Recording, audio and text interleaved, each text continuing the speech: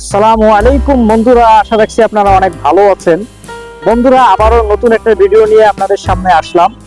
বন্ধুরা, লালমনিরহাটে ডক্টর মিজানুর রহমান আজারি হুজুর অনেক সুন্দরভাবে আমাদেরকে কিছু টিপস দিয়েছে। তো বন্ধুরা, সেগুলোই আমি তুলে ধরবো। আর এই ভিডিওটি নেওয়া হয়েছে রোজ টিভি। মিজানুর রহমান আজারি হুজুর বলেছেন মা বাবার সাথে কিরূপ আচরণ করতে হবে এবং বেধর্মী মা বাবার সাথে, যারা মুশরিকা মা বাবার সাথে কিরূপ আচরণ করতে হবে এ সম্পর্কে আলোচনা করেছেন। তো বন্ধুরা, চলেন আলোচনাটি শোনা যাক। মাকে তো বাদ দেওয়া যায় না। وقضى ربك ألا تعبدوا إلا إياه وبالوالدين إحسانا। আল্লাহ বলে অবধারিত দুইটা ভার্ডিক্ট তোমাদের জন্য, এক আল্লাহর ইবাদত করবা আর মা বাবার প্রতি ইহসান করবা। আদেশটা কার? মা বাবার প্রতি ইহসান করতে হবে। আমার মা হিন্দু হোক, ভালো আচরণ করতে হবে, বৌদ্ধ হোক, ভালো আচরণ করতে হবে। আমার যে সমস্ত হিন্দু ভাইয়েরা মুসলিম হয়েছ, তোমাদের মা বাবা এখনো মুসলমান হয় নাই, তাদের সাথে ভালো আচরণ করতে হবে। আপনাদের খেদমত নিজে করতে হবে অথবা খেদমতের ব্যবস্থা করাই দিতে হবে। মান্থলি যে খরচ লাগে এটা দিতে হবে। আরে তুমি এখন মুসলিম, তোমার মা বাবা হিন্দু, এখনই তো সুযোগ ইসলামের সৌন্দর্য দেখানোর। এখন মা বাবা যদি দেখে আরে এটা হিন্দু থাকতে তো বদমাইশ ছিল, বেয়াদব ছিল, কি এমন ধর্ম সে গ্রহণ করলো যেটা গ্রহণের সাথে সাথে সে পাল্টে গেল? কি এমন ধর্ম সে গ্রহণ করেছে যেটা তার জীবনকে আলোকিত করে দিয়েছে? নসিব ভালো হলে তারাও কালিমা পড়ে মুসলমান হয়ে যাবে। বিশ্ব ইসলামের স্ত্রীর নাম ছিল আয়েশা রাদিয়াল্লাহু তাআলা আনহা, আবু বকর রাদিয়াল্লাহু তাআলা আনহুর মেয়ে। আবু বকর রাদিয়াল্লাহু তাআলা আনহুর আরেক মেয়ের নাম হচ্ছে আসমা। কি নাম? দুজনই আবু বকর রাদিয়াল্লাহু তাআলা আনহুর মেয়ে, আসমা আর আয়েশা। নাম দুটো কেমন লাগে? আসমা নামটা কেমন লাগে? আয়েশা নামটা কেমন লাগে? সবার ভালো লাগে নাই? নাম দুটো আপনাদের ভালো লাগে? লালমনিরহাটে অনাগত যদি কন্যা সন্তান হয়, যদি মনে চায় আসমা রেখে দিতে পারবেন, যদি মনে চায় আয়েশা রেখে দিয়েন। দেশে বিদেশে এয়ারপোর্টে রাস্তাঘাটে শুধু বলে হুজুর একটা নাম দেন, আমার ছেলের একটা নাম দেন, মেয়ের একটা নাম দেন। আমার মনে আছে যশোরের আদ্দিনের মাহফিলে আমি একটা দুটো নাম দিয়েছিলাম। আজকে লালমনিরহাটের এই প্রোগ্রামে কন্যা সন্তান যদি হয় দুটো নাম দিলাম, আসমা কিংবা আয়েশা। ইনশাআল্লাহ পড়েন। দুজন বোন, এক মায়ের না, বাবা এক মা দুজন। আয়েশা রাদিয়াল্লাহু তাআলা আনহার মায়ের নাম উম্মে রুমান আর আসমা রাদিয়াল্লাহু তাআলা আনহার মায়ের নাম কুতাইলা বিনতে আব্দুল উজ্জা। আবু বকর রাদিয়াল্লাহু তাআলা আনহু চারটা বিয়ে করেছিলেন। তো একই ঘটনা ঘটেছে এই ফ্যামিলিতে। আসমা ইসলাম ধর্ম গ্রহণ করে মুসলিমা, কিন্তু তার মা কুতাইলা মুশরিকা। আই রিপিট, বোঝার জন্য আমি আবারও বলি, আসমা রাদিয়াল্লাহু তাআলা আনহা মুসলিমা আর আসমার মা কুতাইলা, আওয়াজ করে বুঝে থাকলে বলেন, আসমার মা মুশরিকা। তার মানে মেয়ে মুসলিম, মা অমুসলিম।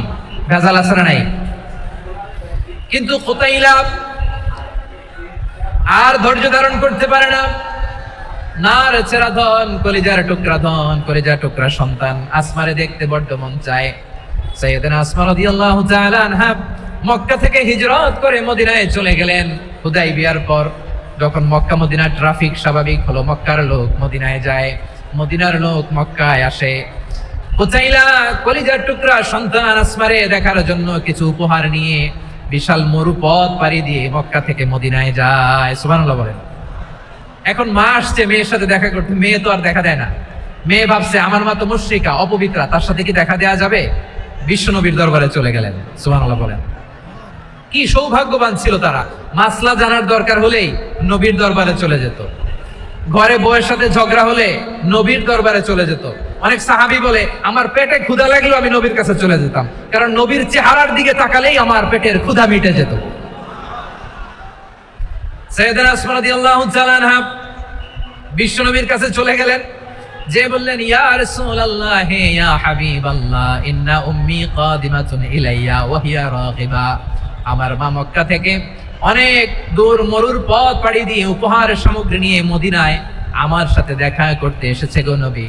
আমার জানতে বড্ড ইচ্ছে হয় আমি আমার মুশরিকা মাকা করতে পারবো কিনা।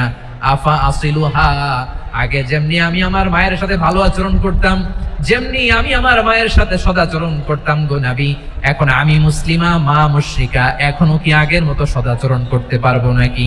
বিশ্বনবী বললেন নাম সিলিহা, হ্যাঁ রে আসমা, অবশ্যই অবশ্যই, আগে ঠিক যেমন তুমি তোমার মায়ের সাথে ভালো আচরণ করতে, এখনো তেমনি আগের মতো ভালো আচরণ করবা। আওয়াজ করে পড়েন সুবহানাল্লাহ। কত ব্রড মাইন্ডেড আমাদের ইসলাম, কত ওপেন মাইন্ডেড ইসলাম, কত ওপেন আপ করতে পারে, চিন্তা করতে পারেন। বিষ্ণু বলেন হ্যাঁ অবশ্যই, নাম সুলিহা, আগে যেমনি ভালো আচরণ করছো আসমা, এখন ওইরকমই করো, পারলে আরো বাড়াই করো। সুবহানাল্লাহ বলেন। তাহলে আমার যে হিন্দু ভাইয়েরা, হিন্দু বোনেরা, ইমানের বদৌলতে দৌলতে আপনি ধন্য হয়েছেন, আপনার আম্মা আব্বা এখনো মুসলমান হয় নাই, তাদের জন্য দোয়া করেন, তাদের জন্য দোয়া করেন, আল্লাহ যেন তাদেরকেও ইমানের দৌলত দান করে। আমরা সবাই পড়ি আমিন। লালমনিরহাটের যুবক ভাইয়েরা আওয়াজ করো, ইসলাম কি ন্যারো মাইন্ডেড না ব্রড মাইন্ডেড? কতটা ব্রড মাইন্ডেড দেখেন। বিশ্বনবী সাল্লাল্লাহু আলাইহি সাল্লাম অমুসলিমরা যদি নবীকে উপহার দিত, ওই উপহারও বিশ্বনবী গ্রহণ করতেন। সুবহানাল্লাহ পড়েন। আপনার অমুসলিম বন্ধু যদি উপহার দেয়, সেটাও আপনি নিতে পারবেন, যেটা নেওয়া জায়েজ। কিন্তু আপনার বন্ধু যদি আপনার মদের বোতল দেয়, নিতে পারবেন? হ্যাঁ, মদের বোতল দিলে পারবেন না। আপনার বন্ধু যদি আপনার পর্ক দেয়, পর্ক, শুকরের গোশত মিশ্রিত কোনো খাবার, ওটা নিতে পারবেন না। হালাল যে কোনো জিনিস নিতে পারবেন। বিশ্বনবী সাল্লাল্লাহু আলাইহি ওয়াসাল্লাম অমুসলিমদের দেয়া হাদিয়া গ্রহণ করতেন। কেমন নবী ছিলেন? আমার নবীরে চিনে নেন।